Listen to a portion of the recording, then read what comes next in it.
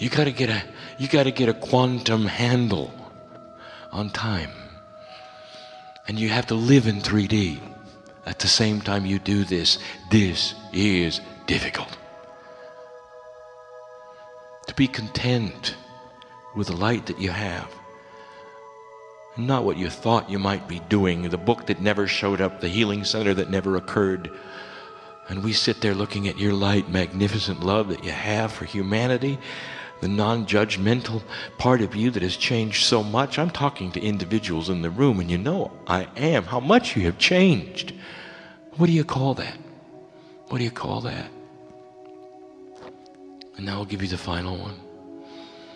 It's difficult to talk about. There is a linear bias in some of the most sacred areas of your metaphysics, and this is going to be a hard one for you to release and let go of. We don't want you to release it, we want you to understand it. There's a bias in what you think about energy.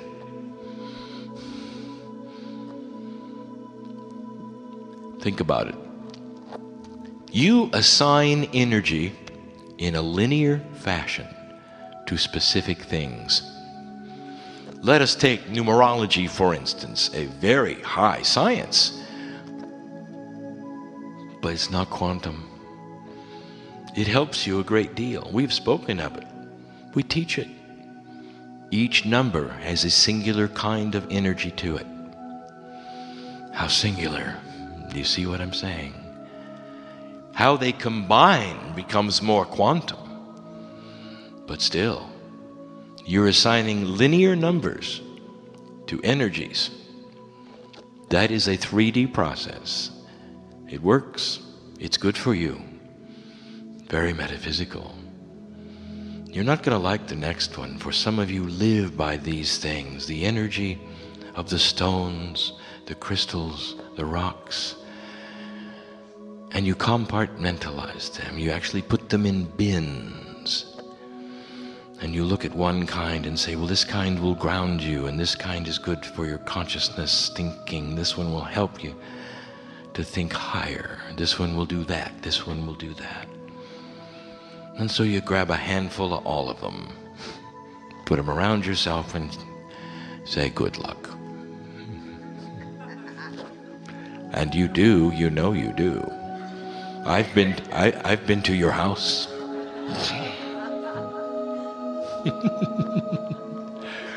How singular of you. What if there existed a substance that was so quantum, listen, that when you put it with you and owned it, it knew who it belonged to. And that it would create energy that you needed. And you would have no idea what it was doing. But it was such a friend that you knew it would be doing the right thing. Ah, that would be a quantum energy, wouldn't it? It exists. And many don't even know about it. It is just too new. It's not something you've really investigated. And I will tell you about it again, because there are those in the Kryon work who know all about it. It's called tachyon. It seems to be simple colored glass with no attributes of energy whatsoever that are natural to it. And you'd be right. It has to start that way.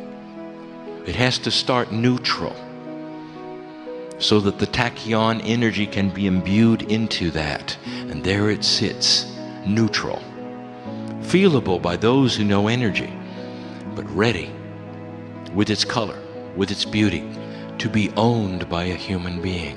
And when the human being exchanges energy for it, it owns it. The human being and the piece of glass are one, and it knows who owns it. Knows your name, knows your light, knows your vibration, and works on an energy scheme that helps you. As you learn things, it moves on to other things that will help you.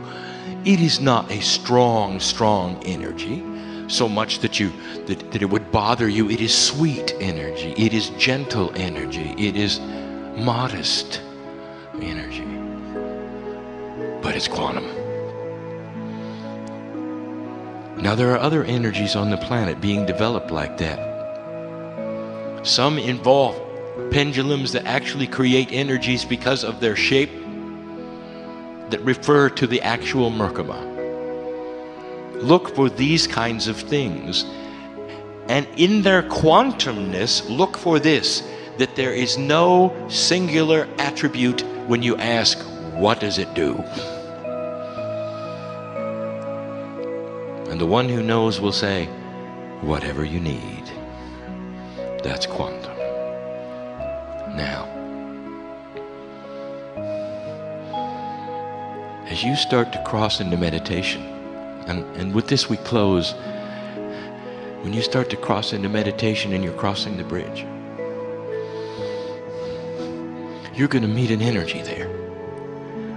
Don't define it. Don't decide what it looks like, what it feels like, what its name is. Just don't. Quantumize that door you're about to open. And don't ask, what are the steps? What's going to happen? What should I? The shoulds are 3D. You're going to open the door, and whatever is on the other side is going to love you. And you're going to be able to say to that higher self that is there, greetings, I knew you were there. And it's going to say to you, are you ready to activate your DNA in a quantum state? And that's when you say, do it. You don't tell them what you need, or how the healing is going to be, or what happened the day after yesterday that irritated you. Because this is an energy that's been with you. A quantum energy knows what you want. Is a God energy. It's a universal energy. It's the kind of energy that creates intelligent design. It's an energy that puts things together, that's confluent. That is to say, it's like a glue. It's an energy of peace. That's just the beginning. Attributes that you may never have expected, given in love today for a very astute audience. And so it is.